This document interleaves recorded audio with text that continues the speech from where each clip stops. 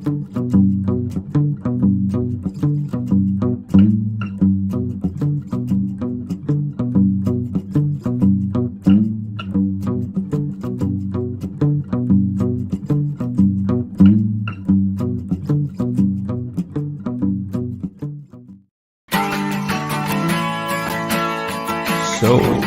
are you DTFF?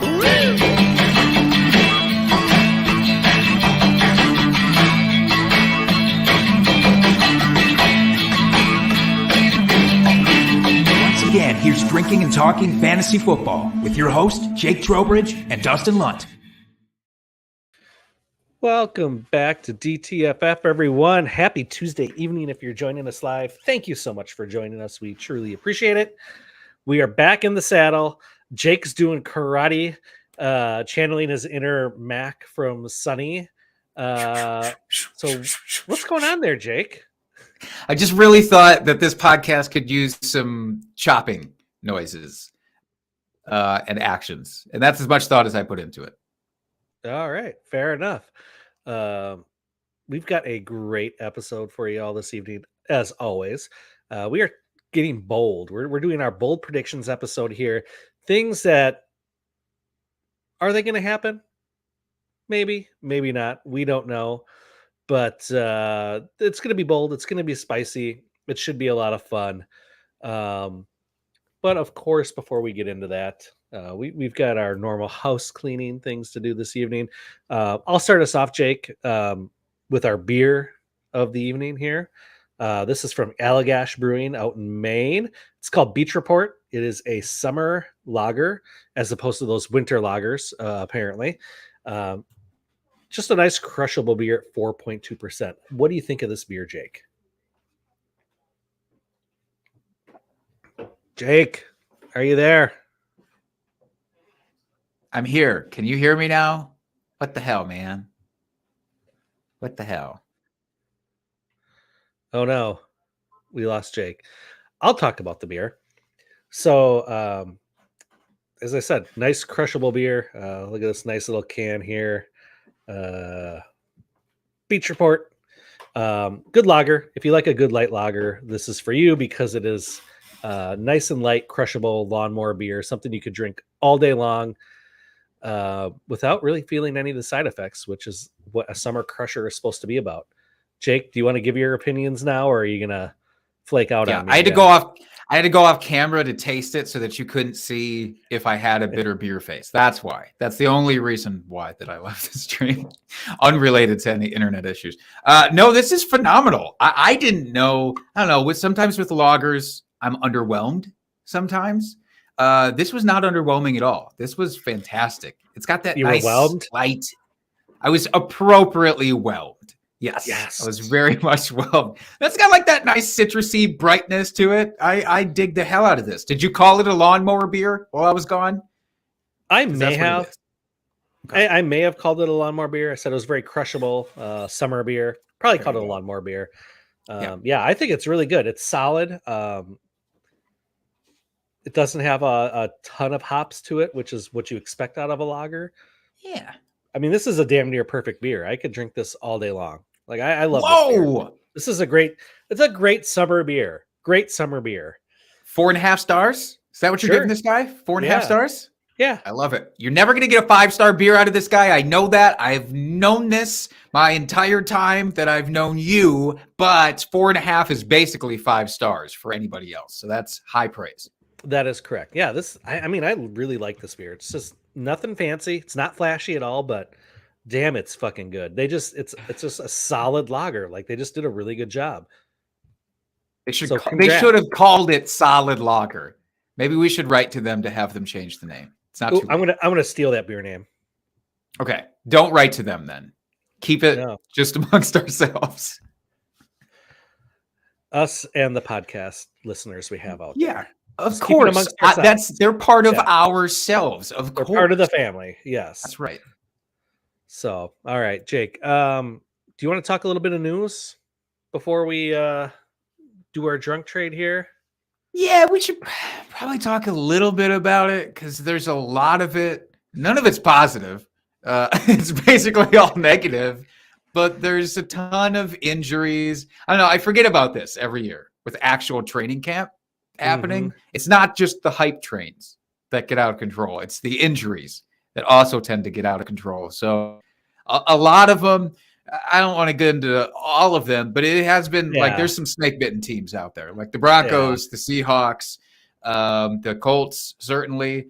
And Jonathan Taylor headlines it. We don't know what's going on with Jonathan Taylor. He wants, obviously, more money. He's not getting more money from Jim Irsay and the Colts.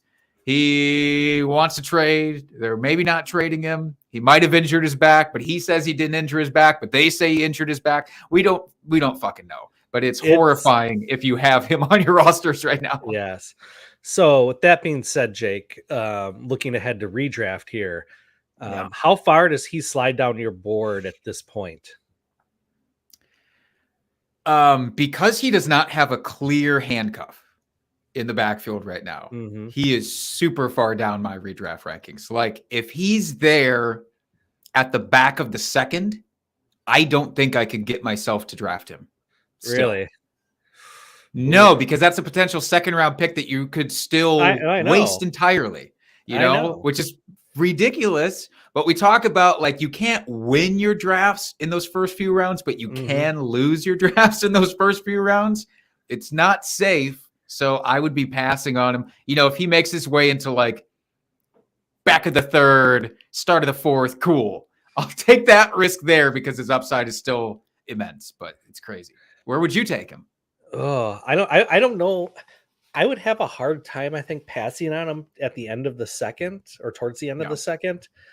Only for the fact that you're going to pair him up with, you know, probably a Jamar Chase or Justin Jefferson, another, you know, stud running back, CMC, possibly. And getting a guy that slides, and I know it's a risk, like the risks, you know, you stated it perfectly. Like it is a huge risk, but if you could land a second stud running back at the end of the second round that you know is going to get all the workload, assuming he plays, like, ooh, that's damn tempting. It really is. And I guess it really depends on how you want to play your league. Do you want high risk, high reward, or you know, do you want to play it a little bit safer? I'd have a hard time passing him up at that, just for the fact that it's so damn enticing at that point. It is, but man, like I just keep going back to the Le'Veon Bell holdout year in Pittsburgh, and like I took I know I've told the story a million times. Just let me tell it one more time, listeners. But I drafted Lev Bell at like the 104 or whatever the hell it was. And then, thank God, I took James Conner with the last round pick, because otherwise I would have been screwed. It still didn't feel good, even knowing James Conner was the direct handcuff and very much worked out. I still wasted a first round pick on Le'Veon Bell. Now you'd be doing the same thing with Jonathan Taylor, but who is his backup? We don't even know who to handcuff him with right now. So, yeah, it's just scary. It is. It is. So I guess wait and see how this plays out. Obviously, Taylor doesn't need training camp. It'd be nice to see him get a little bit in, just to kind of mitigate a little bit of injury risk, I guess. You know, a guy sitting out the whole preseason, all of training camp, you know, going back full speed to NFL games, chance of injury, you know, increases. So I'd like to see him back a little bit earlier just to get some reps in. But yeah, I guess we'll see. I do want to just make one other small comment. Let's pour one out for Tim Patrick.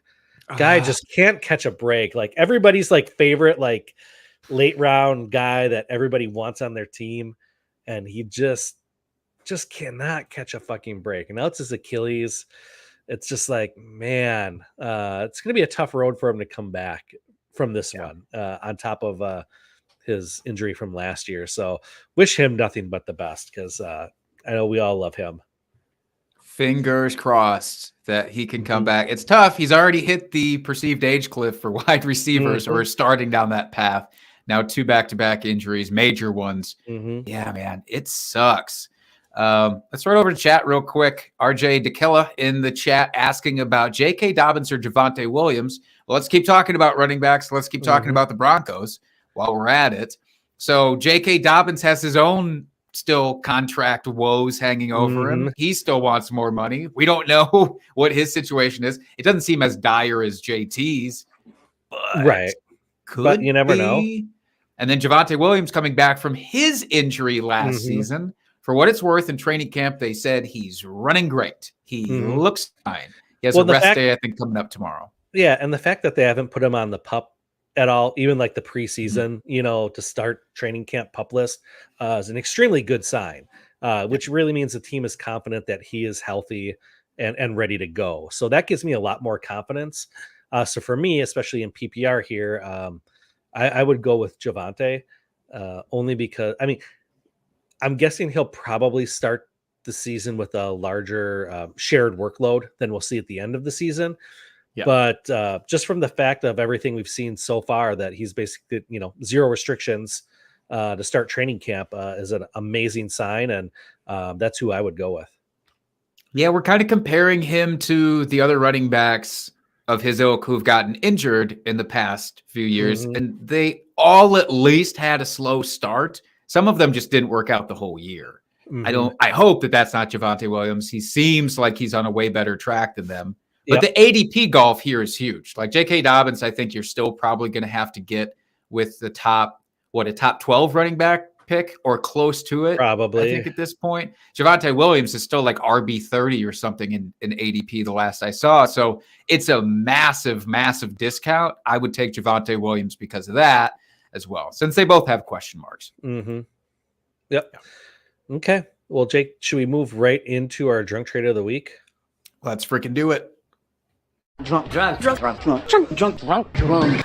drunk. Drunk trade of the week. Oh, we have to love Reddit. Thank you once again, Reddit, for supplying this week's drunk trade. This Do one we comes have from to? Reddit. We do. We do. They give us the Okay. content that we crave, Dustin. We got to give it up for him here. Just for the specific people, though, not for Reddit as a whole. Okay. Let's be clear. All right. Don't have to Fair do enough. that. Fair We're enough. not psychopaths, but we do appreciate the unique contributions here. This one from W. Marchino on Reddit said, I did a 3-team trade while at the bar, and it worked out great, in my opinion.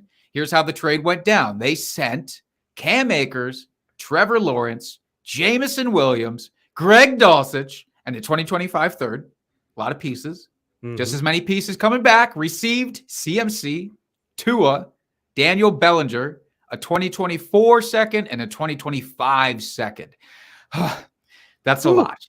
And there was 3 teams involved. So you got to imagine every single team Yep. got a package comparable to this. That's a lot of math to do while at the bar, nonetheless.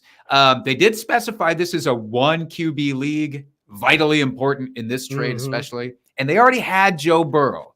We didn't talk about Joe Burrow at the top. Joe Burrow has a calf injury, strain, something that he's working through. TBD about if he'll be 100% at the start of the season, by the way. Anyways, they say, to be fair, my 2 trade partners were sitting at the bar with me and we were all drunk.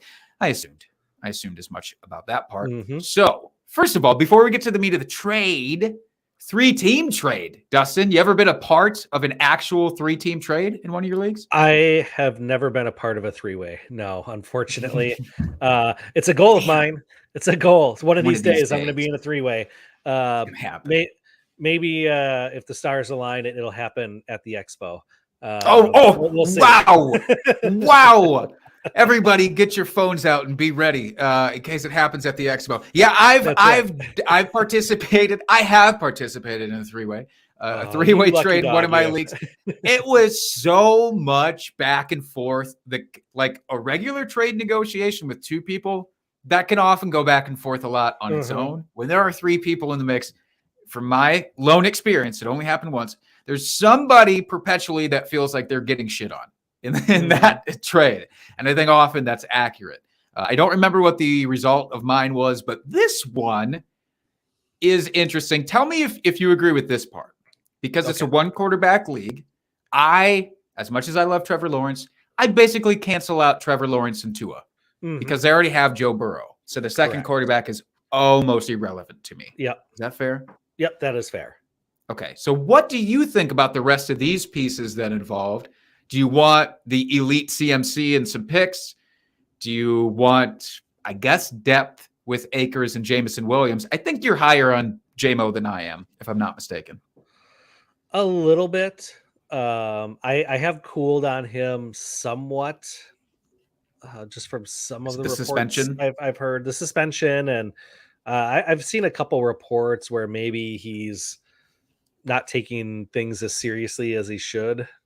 Mm, But those are just reports. Nothing concrete there. They didn't have to put a Call of Duty uh, thing in his contract, so not yet, they but didn't. not yet. But I mean, I really like the side that he received. I think he did win out pretty good on this trade. Um, CMC elite, maybe for a year or two here, but I've Mm. never been a big Cam Akers fan. So I mean, obviously with the running backs, huge upgrade there. Yeah, quarterbacks cancel out. Dulcich, Bellinger. I do like Bellinger long term. Waller's maybe got a couple years, so yeah, you're sitting on Bellinger, hoping that he learns a little bit behind Waller and then gets his chance in a couple years. Who knows with Waller? It's not like he's been a bastion of health here over the last few seasons, so he could get a chance to play sooner. And basically, then it's JMO and a third for a couple of seconds. Sure, I guess that's Mm. fine. I mean, overall, I really like the side because you're getting the best pieces, in my opinion. You're getting CMC. I think Tua has a higher ceiling, assuming he's healthy, than Trevor Lawrence right now. Um, Ooh, although I do like, you've got Waddle and Tyreek Hill, you've got A Chain. sure. I just really like what this offense is doing, and not to say that I don't like. I mean, well, let's be honest. We all know our love for Jacksonville here on this Thank podcast. you. Nothing to slight Jacksonville at all, but when you've got two elite wide receivers, as Tua does, it's hard to bet against him. Um, so I feel like you're getting overall better pieces. So I that's just me. What do you think, Jake? I break it down as such. I break it down thusly. So the quarterbacks basically cancel out. Although I prefer Trevor Lawrence just a little bit to Tua, actually, so we differ there. But basically, that doesn't matter. Mm-hmm. Dulcich, I prefer just a little bit more to Bellinger, especially with the Tim Patrick injury. Unfortunately, I think he could be a more of a contributor short term. Mm-hmm. Akers and CMC, obviously, there's a pretty big distance there. And Akers could also be a 1-year guy at this point with the Rams. Rams seem to like him, but you never know how much they really like any running back. So I could see him being gone. So it really does come down to how much do you like Jameson Williams. I'm actually surprised to hear you say that, for 2 second-round picks, it's kind of meh. I would assume, especially because they're future seconds, 24 and 25, that you would give that up for Jameson Williams. But I think that speaks to how much you've kind of tempered your expectations for him. Mine have basically remained unchanged. So maybe we're getting closer to valuing him the same, I think, at this point. But I'd give up 2 future seconds for Jameson Williams still in a heartbeat in Dynasty. But all that said, I think what he got back, or they got back, just barely wins it for me with CMC. It's a 1-year thing, probably with him, as with most running backs, but I'd be okay with that. Just great 3-way trade action, man. Yeah, It's impressive. This is the second we've had in the last few weeks here. What's going on with all these Reddit people hanging out at the bars and getting trades done, man? That's amazing. Keep it up, They're Reddit. doing the Lord's work for us on this podcast. They sure Much are. appreciated. They sure are. Congrats on your 3-way, W. Marchino. Congrats. That was a good one. Now maybe we can talk about some players that folks might want to send trades for because of what they're going to do this year, or maybe trade them away because of what they're going to not do this year. Who knows? Yeah. Why don't you kick us off here, Jake?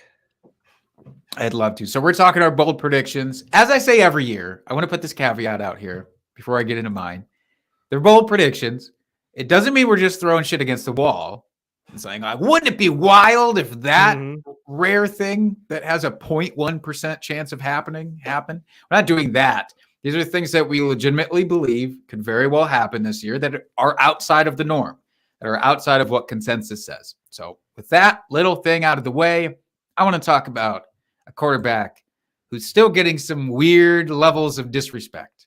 And I don't get it for fantasy this year. So Geno Smith, I predict, will lead the NFC in passing yards this year.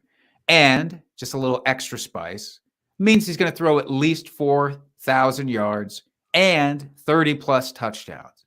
I had to throw the touchdown mark in there, I think, to spice it up a little bit, because just last year, Geno Smith was second in the NFC for passing yards, behind only who? Dustin, I'm going to introduce a segment to the show this week that we've been excited about. Sidebar. Ooh. This is our sidebar. Astute Eagle listeners might recall that we were talking about doing this, basically an impromptu trivia question. We're not going to abuse this. But Dustin, can you name the NFC quarterback from last year who did have the most passing yards in the division? Who is that? Let's see. NFC. I'm gonna say the guy that's throwing to the number one wide receiver in the league, in Kirk Cousins. Ding, ding, ding. Correct, sir. That was Kirk Cousins who led the way. He had, I think, 4,500 some yards. Geno Smith had 4,200 some yards. Measly numbers by comparison. Yeah. I'm going to drink because I threw out the segment. I threw out the sidebar. So that means I have to drink because you got it right. And you should have gotten it wrong. Damn it. Kirk. Rules. Is it because you watched that quarterback series on Netflix recently? I have not watched that yet. You should. I know. I know. You should. In any case, back to Geno Smith here. Let's give I feel like I'm disrespecting him by talking even more about Kirk Cousins right now. Geno Smith got upgraded this offseason with one of the top-ranked wide receivers from the rookie draft class, Jackson Smith-Njigba. I've personally seen the disrespect for Tyler Lockett go too far at this point, assuming Tyler Lockett is just going to fall off and Jackson Smith-Njigba, he's just going to take over that. There's still just going to be two principal wideouts. I don't believe that. I believe Tyler Lockett and JSN have a major role in this offense, and DK Metcalf continues to do what DK Metcalf does, which is be an amazing 50-50 outlet at worst for Geno Smith. And now you've got two amazing route technicians as well to throw to. I don't think he needs anything more than that. And he was already on the cusp of this. Again, he already threw for 4,000 plus yards last season. He finished as the QB5 in fantasy last season. His ADP is outrageous. He is like quarterback 15 right now in ADP. Why? Why are we doing this to this man? I don't get it. So I'm going to be drafting him everywhere, and I'm going to count on him to lead the NFC in this metric. Yeah, I can definitely see that happening. Tyler Lockett, he has just perpetually been dissed over the last 3-4 seasons, thinking that he can't do what he does every single year. I agree with you. I don't see him falling off. I think he's going to be plenty involved in this offense. As you said, over 4,000 yards last year. No reason why that won't happen again, or won't see that happening. 30 TDs, sure. And why wouldn't he lead the NFC in passing yards? It's not like we have a plethora of high-octane offenses here in the NFC, so I think that's very reasonable. Obviously, there's some guys that will push him for that, but I think this one's very doable, and it wouldn't surprise me at all. I think it's more of like a 50-50 position here on this one. I really do. I think it warms my heart. It's bold, but it's not spicy bold. See, I felt like I had to throw 30 touchdowns in there just to even make it give it a little bit of kick there, because I think you're right. I think his competition is still Kirk Cousins, Jalen Hurts probably right behind him still. Yep. If he continues to take that step as the passer forward, which I think he will. So yeah, and we didn't even talk about at the top of the episode, but both of their running backs right now are dealing with injuries, Kenneth Walker and rookie Zach Charbonnet. So it just feels right. That's right. Okay. Well, Jake, I'm going to throw one out here for you. Quarterback as well. And I'm going to say Justin Herbert. He returns to form after a down year last year. And he's going to finish as a top 5 QB overall in the entire NFL league. The NFL league? Is that like NFL ATM league. machine? It is. It is. I just didn't want anyone to get confused with, the Arena League or or the Spring League and all that. Yeah. So NFL League. It's a league. National Football League. Anyways, top 5. Okay. Yeah, top 5 overall. What you want out of him. And I know that's very lofty. It's supposed to be bold. Especially with all those high-powered offenses in the AFC. You got the Chiefs, you got the Bills. We talked Eagles already. You've got, Kirk Cousins, Geno that we've just talked about. There's a lot of competition out there. And I think here's the deal. You ready for this? I'm leaning in. We've got Keenan Allen returning to form. Yeah, Mike Williams. I'm going to predict he's going to stay healthy for at least 13 games this season. You've got the rookie, Quentin Johnston. You've got Austin Eckler. You've got a new offensive coordinator in Kellen Moore coming over from the Dallas Cowboys. What is not to love? I think this offense is going to take a major step forward from where they were last year. And yeah, he had a down year. He had his down year. He had more completions, more attempts, higher completion percentage, threw for about 300 less yards, had less TDs, 5 less TDs than the year before. The thing that got him was he was down in the touchdown column.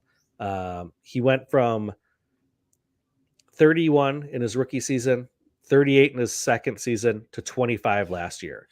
Dropped 2.1% in the TD percentage column.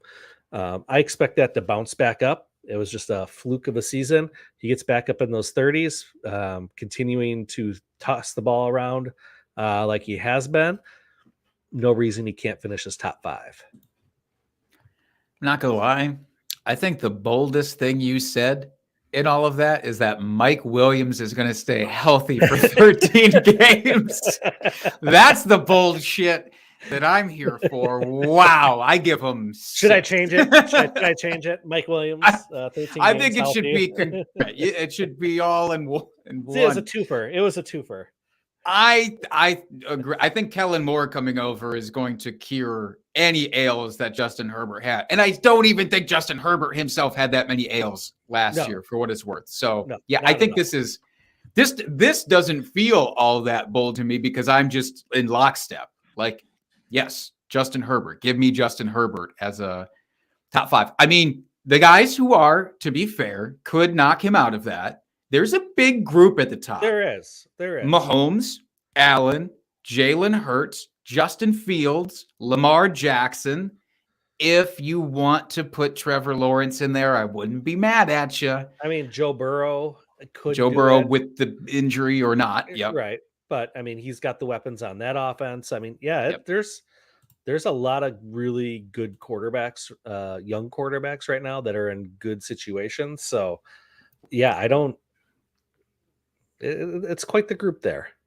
It is, which is nice. It's nice to have that in the NFL. It felt like there was going to be a point where we were going to be without for the first time in a long time of that nice big cluster, but the young guys got us. I love that. I don't know if this next guy qualifies as young anymore, technically, at least for the position that he plays. We're going to talk about running backs, and I'm going to talk about James Conner.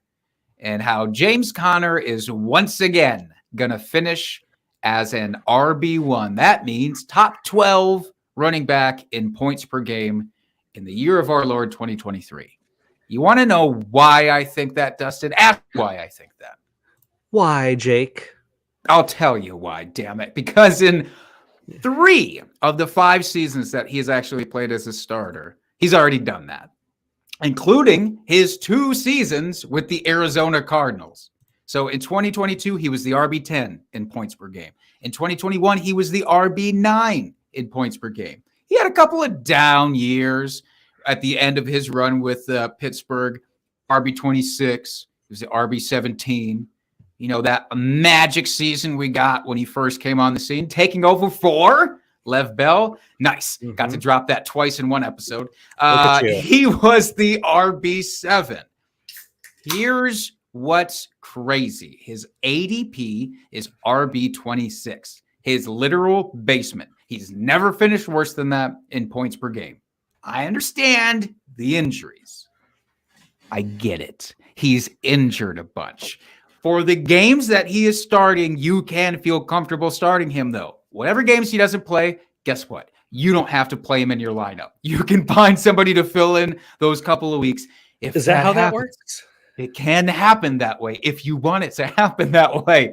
But here's some interesting notes that I found. So Kyler Murray is kind of a big missing piece to this, potentially, because we still don't know how many games he's going to play, when he's going to come back. Seems optimistic one week, and then this last week they're like, I don't know, there's no real timeline. Well, shit. Okay, so is it going to be Colt McCoy who's the quarterback? That's fine. That's actually fine for James Conner, because in the games that Kyler Murray was out last year, he averaged 18.9 fantasy points. That would have tied with Derrick Henry for RB4. He was even better without Kyler Murray there because there was more dump-offs to be had from the backup guys. So great. He can come out with a bang starting there without Kyler. Let his ADP fall even a little bit further once news comes out that maybe Kyler's going to miss a few games. Give me all of that.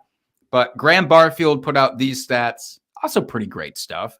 He was the RB1, the top guy in snap percentage when his team was leading. Now, again, if Kyler's not there, can we trust that? No DeAndre Hopkins. How often is this team going to be leading? Don't worry. When they were trailing, he was the RB12 in snap percentage. He's always on the field. He's running a ton of routes. He's getting the end zone work because there's nobody behind him. Dustin, we're Wisconsin guys. We're Badgers. But for fuck's sake, Corey Clement is currently the guy who's set up to be the RB2 on that team. No disrespect, Corey. But what? Him and Keontae Ingram basically duking it out. Tyson Williams is there. If they add one of the pending free agents, I get it. Like if Leonard Fournette comes in, they add him. Right. They add Kareem Hunt. Different story. I get it. But I still think you should be drafting him where he is, even with that. And his ADP is going to go even further down if they sign. So I'm still into that.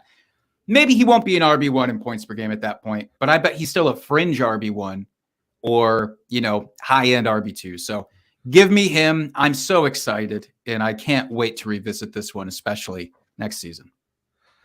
Yeah. And I'm trying to look this up here right now.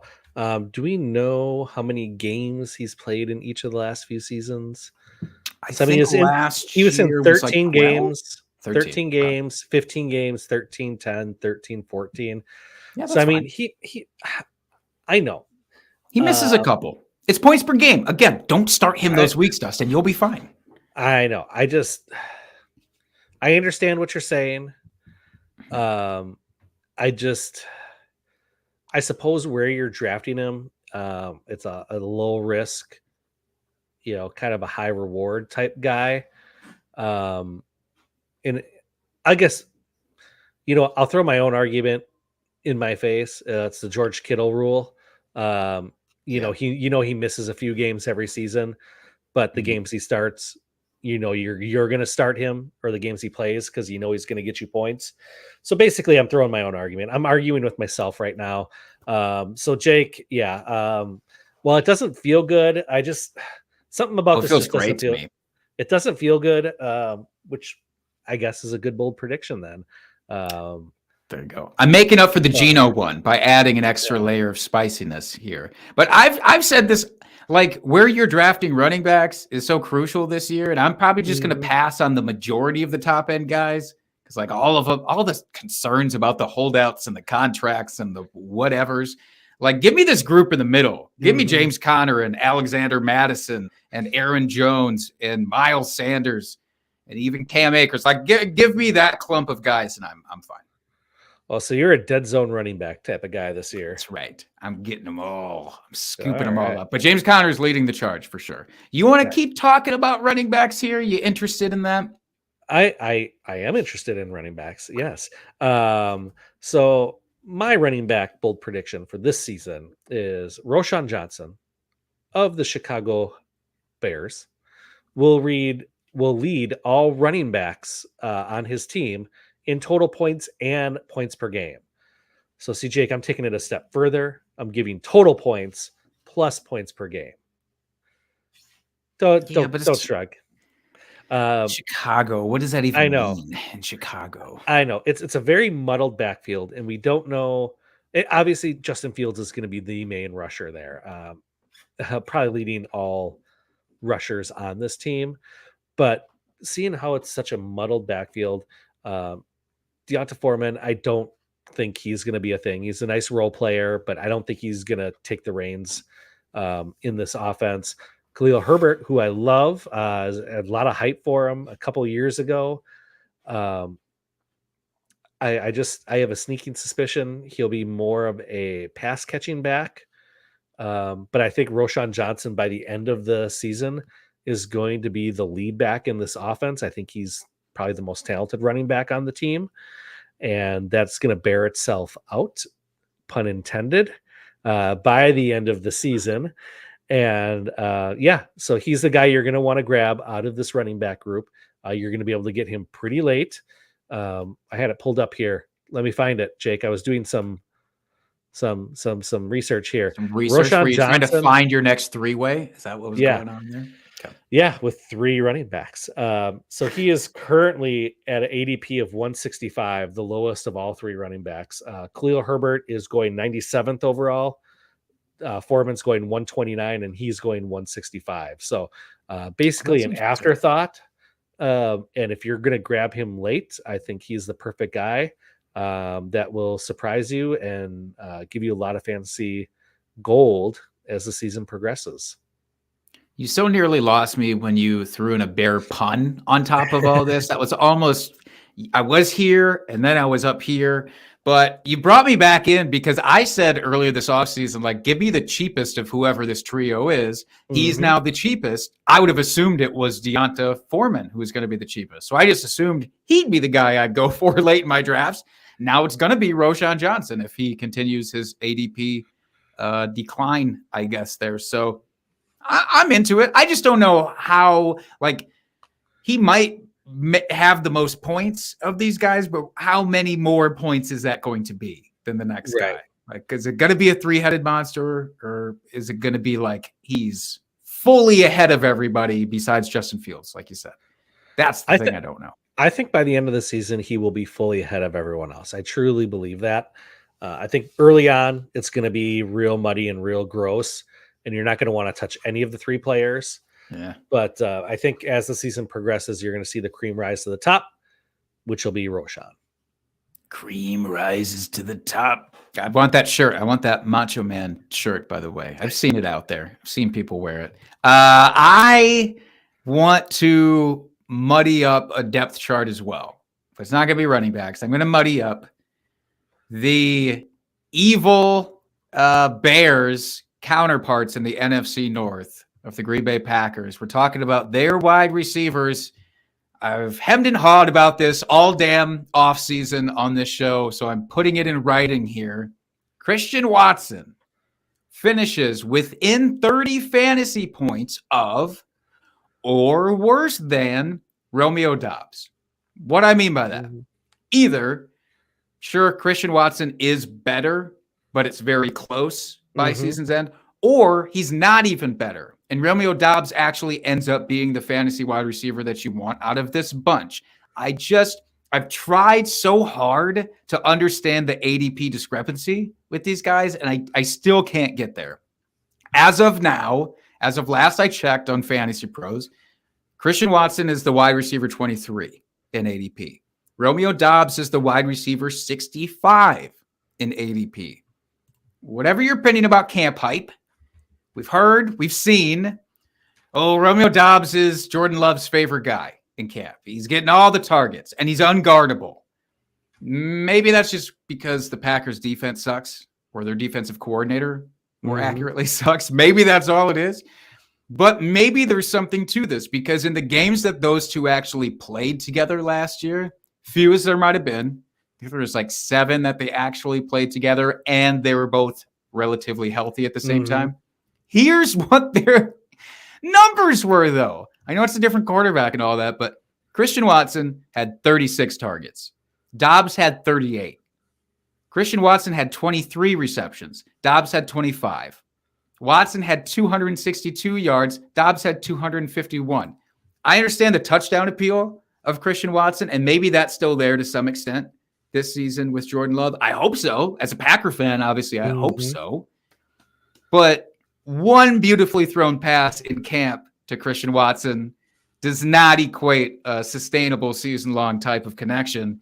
And I just think Romeo Doubs is a safer outlet for the quarterback. So I'd like to be proven wrong, because that means that Watson is probably a stud. But I think this is going to be really close, and I'm not going to draft Watson probably in redraft, especially in our home league. There's no chance. Christian Watson's going to be like a first-round pick. Oh, I wouldn't be surprised if he goes in like the early 4th in our. I think home league. earlier. You do? Think early 4th is almost where he's going. He's like in the 5th round, I think, right now for traditional. I was gonna say in the 3rd, but that just felt as I was kind of going through like wide receiver, just it's how our home league goes. I'm like, that seems a little early, but early is probably where I need to be. So yeah, I mean, it wouldn't surprise me. And to that effect, in that league, Romeo Doubs will go much higher than what his ADP is as well. Yes. And so maybe I won't even get to draft him there. Probably not. I hope so. But I've been trying to accrue him in Dynasty certainly everywhere that I can, because we've talked about his value not even being worth a second-round pick apparently in Dynasty right now. Just it is crazy. But again, there's so many question marks here. Why this discrepancy? It doesn't make sense to me. So I'm going bold with it. Nice. Yeah, that's an interesting one. Only because of the discrepancy of where they're being drafted right now. And let's be honest, Christian Watson put on the highlight reel last year with all the touchdowns and everything. Will we continue to see that and see those big plays? I hope so, as you said. Word out of camp is that Jordan Love is looking fairly good and fairly comfortable in the offense. So that gives me hope as a Packer fan. But yeah, we won't know until it goes. Seeing how high Watson's going is really surprising. I know he did great things last year, but Aaron Rodgers is a different kind of quarterback compared to pretty much everyone else in the league, even at 40 years old. So I don't know. I'm not totally in on Christian Watson as a high-end fantasy asset right now. And I'll gladly take the L on that. If it happens at the end of the season, he puts up a great season, I will be on the show and I will say I'm wrong and I will admit to it. But right now I have a hard time believing it. I want to believe. I'm like Fox Mulder. I want to believe. I just can't quite yet. So yeah, that's an interesting one, Jake. I think I wouldn't be surprised if it panned out that way, just with the unknowns in this offense right now. Well, yours is pretty interesting yourself here if we're going to stay with the wide receivers. So I'm very curious to hear your explanation on this one. Yeah, so mine is, and I know this one was spicy. I knew it, but I'm like, I want one that is like just give me the spice level. Like let's kick it up from. I I don't know about you, Jake, but we order Indian food in our house on a fairly regular basis, and they always ask you what your spice level is. right. It's timid, Mhm. curious. I mean, I want to get up there. Yeah. I want to get that. I want to get the spiciness level up. So This is more than curious. That's yeah, definitely more than curious. Mine is T. Higgins outscores Jamar Chase and finishes in the top 10 this year for all wide receivers. So here we go. You ready? Get Yep. loose. And this has nothing to do with me hating Jamar Chase. I just want to say that I think he's fantastic. But this is a bold prediction show. Excuse me. You're so terrified to say I this know. out loud that you're repeating on yourself. Your stomach's I like, know. don't do it. I Don't know. say it. So T. Higgins, I believe he's on a contract year this year. So he has extra incentive to perform extremely well, be healthy, so he can earn that next contract, whether it's with Cincinnati or he goes to another team and be the number one wide receiver on another team. And I think he has that talent. Like he was before Jamar Chase. Like we thought he was the guy, and he was going to be a top 10 wide receiver, and all this, that, and the other. And then Jamar Chase comes in and crushes all those dreams. Jamar Chase, he's had some injuries.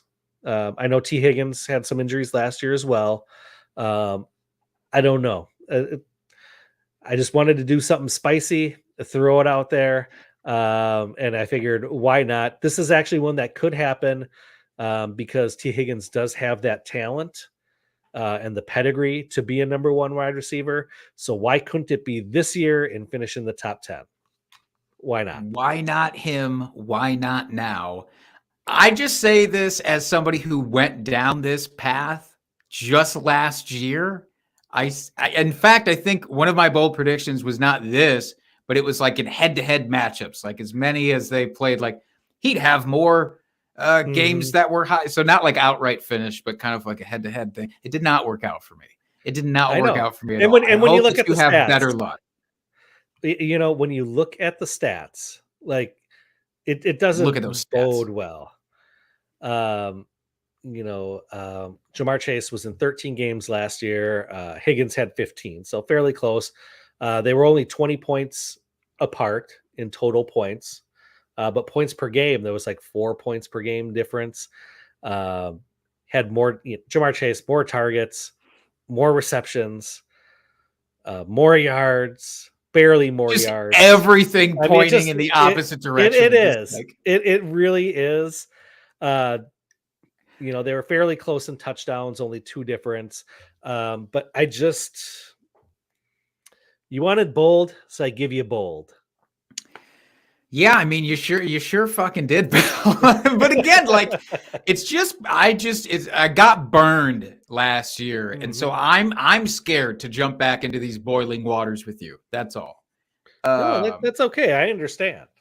Gonna leave you on an island because I can't get hurt again. No, that's okay. I don't expect everyone to join me on this island. Like I said, we needed bold. I'm bringing you bold. Well, speaking of, it's our personal favorite position on this show that we get to talk about. It sure is. Tight ends.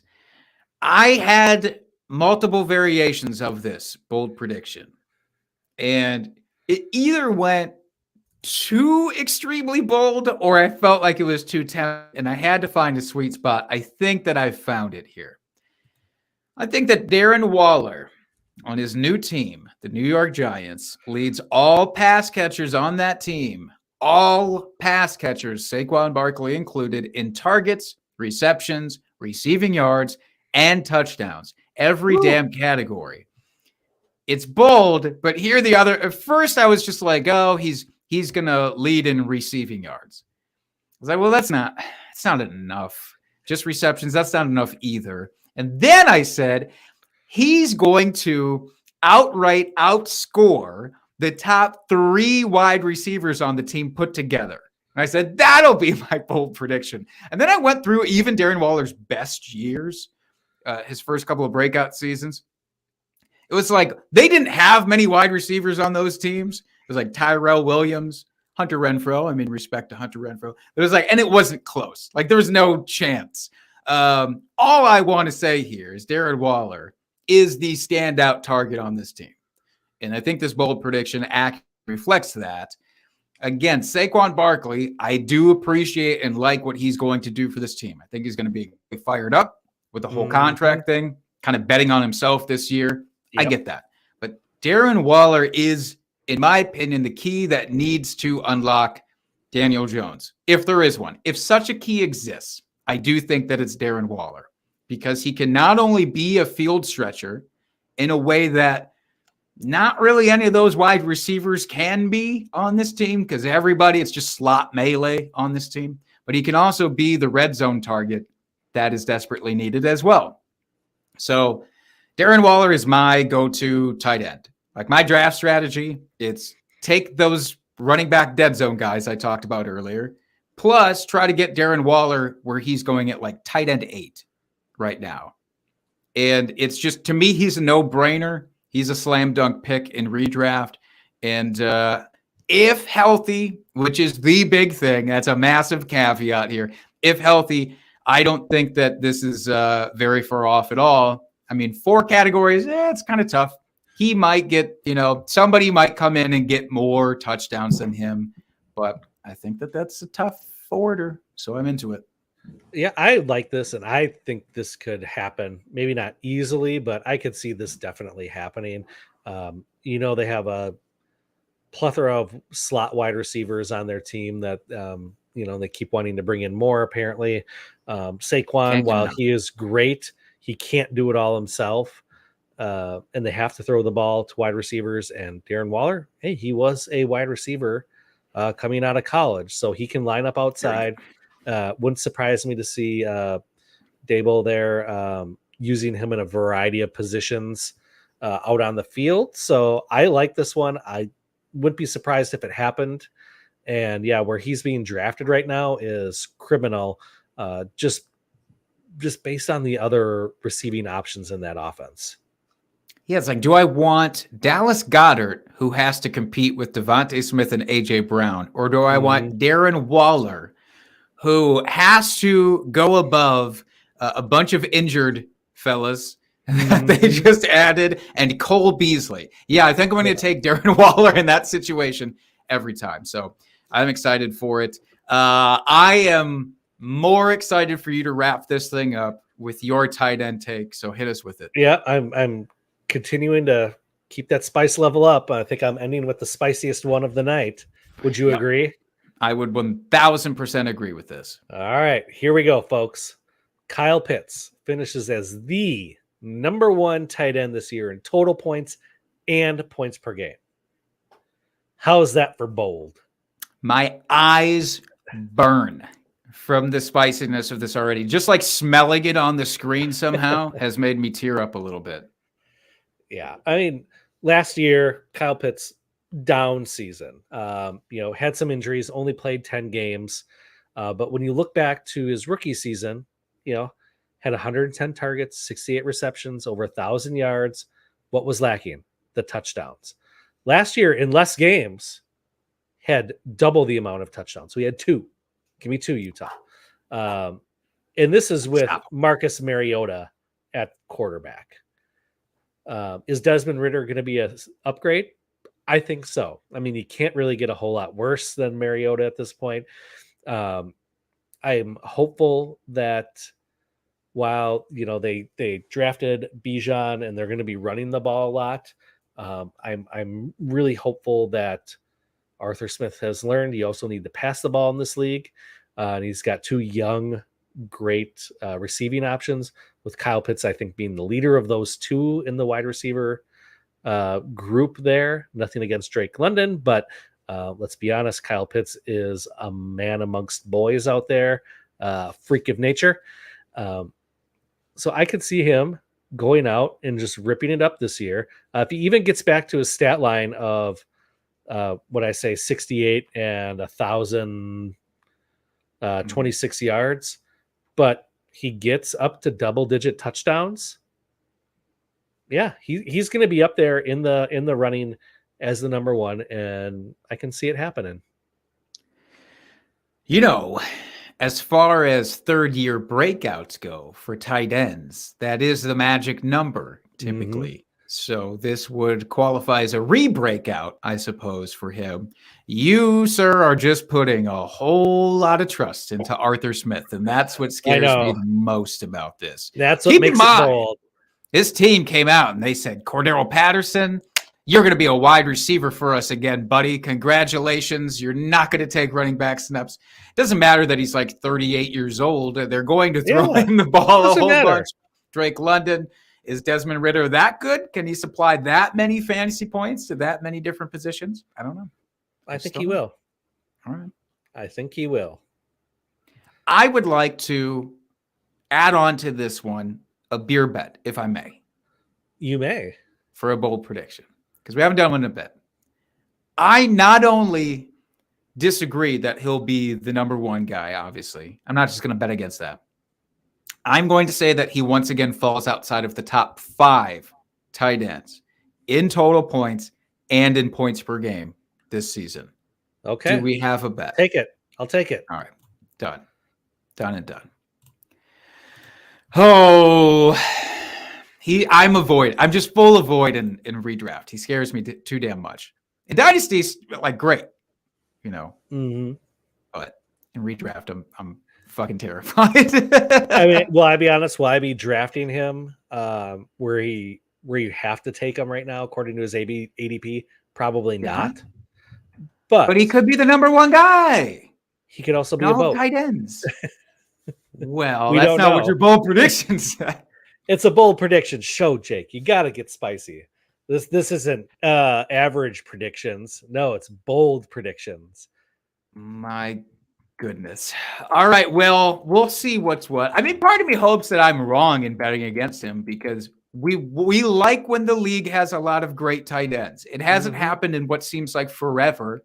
I don't know the last time that we had like 4 really great tight ends for fantasy all at once. Yep. Feels like we're teetering around it sometimes, and we just can't quite get there.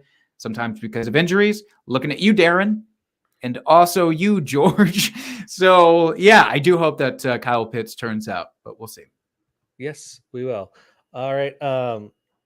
That is the end of the show, unless you have anything else you'd like to add here, Jake, before we sign off.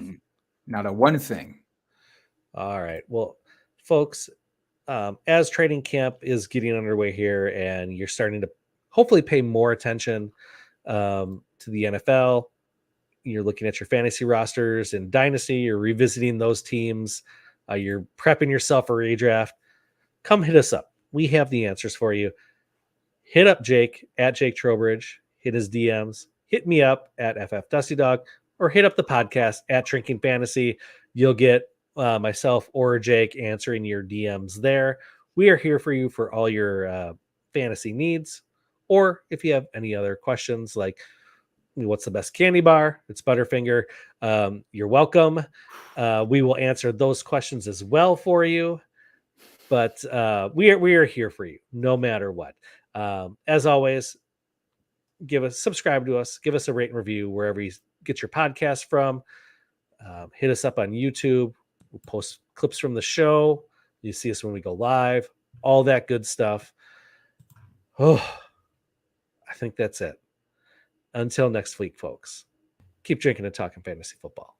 Cheers, FFers.